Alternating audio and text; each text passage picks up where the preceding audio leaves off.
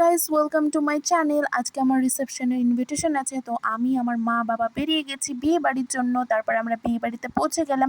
তারপর বউয়ের সাথে দেখা করলাম, বউয়ের সাথে একটু গল্প করলাম, মজা করলাম, অনেক কিছু করলাম, ফটোও তুললাম। তারপর স্টলে চলে গেছিলাম। স্টলে ছিল আমপান্না, ফুচকা, তারপর চিকেন পকোড়া, এগুলো সব খেয়ে নিলাম। তারপর একটু রেস্ট নিলাম। তারপর রেস্ট নিয়ে চলে গেলাম খাওয়ার ওখানে। তারপর ওখানে ভিড় ছিল অনেক, প্রথমবার সিট পাইনি, সেকেন্ডবার আমরা পেয়েছি। তার বোতলটার মধ্যে লেখা আছে গুড মর্নিং, যদিও ওটা মর্নিং ছিল না, ওটা নাইট ছিল।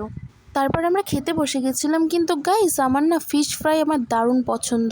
আর মটন খেতে কার না ভালো লাগে, আমারও ভালো লাগে। এখানে আমার রসগোল্লা ভালো লাগে, কিন্তু আমার গোলাপ জামুন একদম পছন্দ না। জানি না কেন আমার গোলাপ জামুন একদমই পছন্দ না।